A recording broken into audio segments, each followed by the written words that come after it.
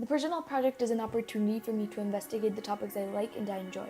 In this case, I chose molecular gastronomy, the science that investigates the physical and chemical change of food and its ingredients, and how it affects our senses. Ever since I heard about this topic, I fell in love with it because it mixes two of my favorite things, science and cooking. I consider the personal project a really long hallway because as you walk through it, you have more and more obstacles, but if you overcome them, you will be able to get to the other side and it will be worth it. Also, because as you overcome these obstacles and keep walking, you will learn a lot and try to experience new things, making your knowledge wider and providing you with information that you will learn about. For this part, I really wanted to do something that could involve the entirety of my project in one, and I could not just talk about it, but demonstrate it and have others involved with it. I wanted them to really understand the meaning of molecular gastronomy and what it does to your senses by tricking them, so when you see a dish that it's presented and look like something completely different than what it really is, and surprising them with a variety of textures that all incorporated with each other to create an amazing and new experience that anyone would enjoy. My product involves creating a terrarium or something from under the sea, or at least that's what it looks like. But in reality, it's a mixture of flavors, colors, and textures. It is all edible, and when you try it, it plays with your mind and confuses your senses, making you enjoy it and experience things you never had. My investigation will be based on a variety of sources. I have interviews with chefs that are experts on the topics, as well as books written by experts. But I will be basing my project mostly on a Netflix show I saw, the one that inspired me to do this project. A Chef's Table episode where Grant Achatz, one of the top 50 chefs in the world, tells his story and why he enjoys molecular gastronomy so much, the experience it brings to people by not just giving them a plate with food, but giving them a whole show. From this, I will be creating my own interviews and practicing molecular gastronomy myself at home, where I will be trying out new dishes that involve different techniques and additives that help modify the ingredients. Then, I will analyze how this type of food affects people's senses and why does this happen. As for the global context, I wanted to go with something that described my topic more in the hands-on part and the creative part, so I chose the scientific and technological innovation. This global context is important because science and innovation help you adapt to the world. Scientific inquiry into the natural world helps you understand the impact we have. I decided to go with this one because it is the base of my project and what you have to work on to get to your final product. All the innovation and creativity that has to go into thinking a dish not just makes sense to you, but to others as well, and that can be created. Molecular gastronomy doesn't really exist. It's a mixture of techniques that leads up to modification of textures in your ingredients. And this global context really rounds out the real meaning of molecular gastronomy. The challenging part comes when I have to create the food and analyze the results, because not everyone likes the same type of food that is presented to them, mostly if they can't recognize it by how it looks or feels. It will also be really complicated trying to get all the effects that it will be caused on people, because each one's senses react differently to different foods.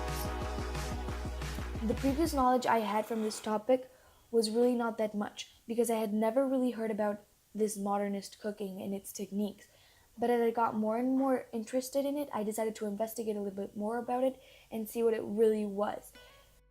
I found out a lot of interesting things. Also, I learned the most from the Netflix show that I mentioned before.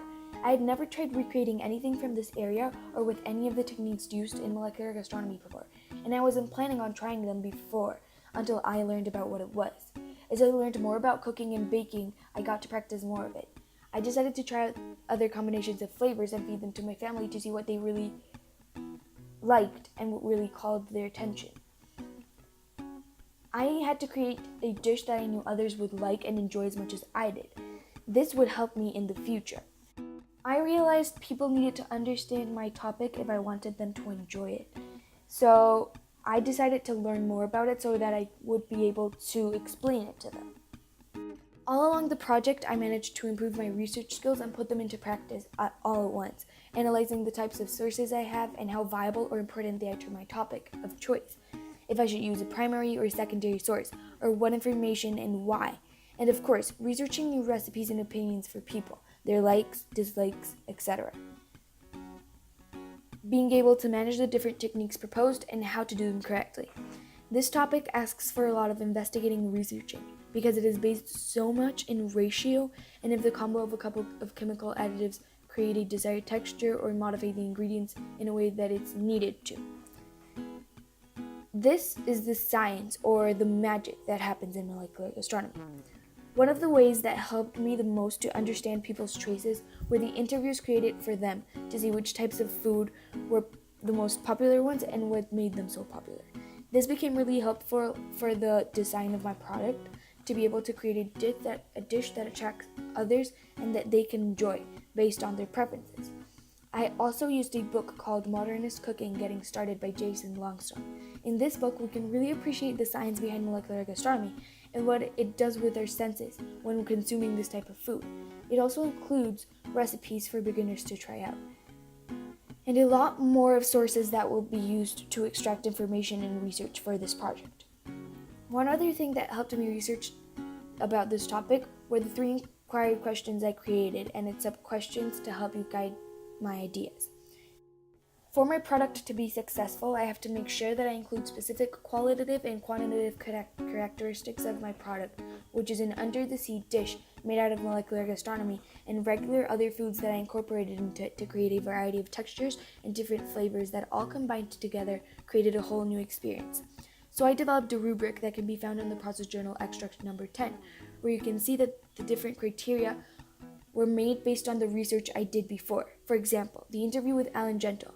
He's the chef of the largest cruise in the world, and I asked him, what techniques are used for molecular gastronomy? What are they used for? How do they work? What dishes can be created with this dish? And why is it so popular? He told me that what is called molecular gastronomy doesn't really exist. They're simply different cooking techniques that between them, there's a lot of modification of texture to the ingredients, and that would be called an avant-garde cuisine. He told me that some of the techniques would be spherification, airs, foams, modeling jellies, techniques using liquid nitrogen, and vacuum cooking techniques. In order to complete my personal project, I developed a short and long-term plan for the beginning of the project to end, so I could follow it.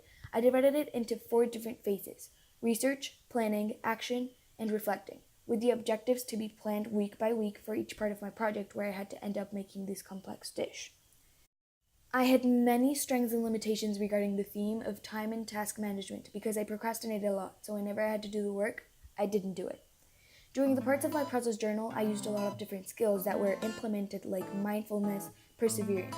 I had to do a lot of self-motivation because so many times I tried a recipe that didn't work out as I wanted to, so I just had to keep on going and try again. The results of my project can be seen in the first extract of my process journal.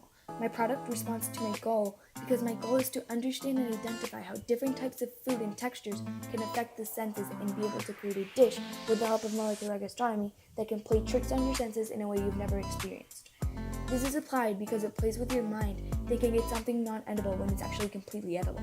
It also responds to my global context, which is scientific and technological innovation, because it represents all of how it was created and how the science is involved.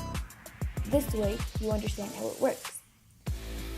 The product followed the rubric this way. I was able to get to the point I wanted to get, and I was able to create an impact on people so they would be really shocked for what they felt and they had this new experience.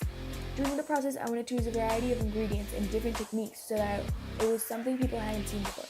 I tried to follow my objective as I had planned so the composition would be really unique. The flavors, textures, colors, techniques, and different ingredients that when mixed together created a new dish. Throughout the development of my project, I used many thinking skills. For example, select and use of technology effectively and productively. This I had to implement because I had to think through what I wanted to create and the point I wanted to get to, how my product was going to end up so that it could be used effectively and correctly. I also used practice dealing with disappointment and unmet expectations because, as I mentioned before, I tried so many times to do so many things that didn't work out because I didn't have the right edit or because I wasn't doing it correctly, so I just had to keep working. When it comes to creative skills that I used, the one that I applied the most or the one that I was most focused on was interpret and effectively use modes of nonverbal communication. It all comes together with my product because when you see a dish, they usually say you eat with your eyes first, and I have to be able to create that first impact on people when they see this dish. There are many reasons I could provide to demonstrate that I had effective interaction with people when I did my project.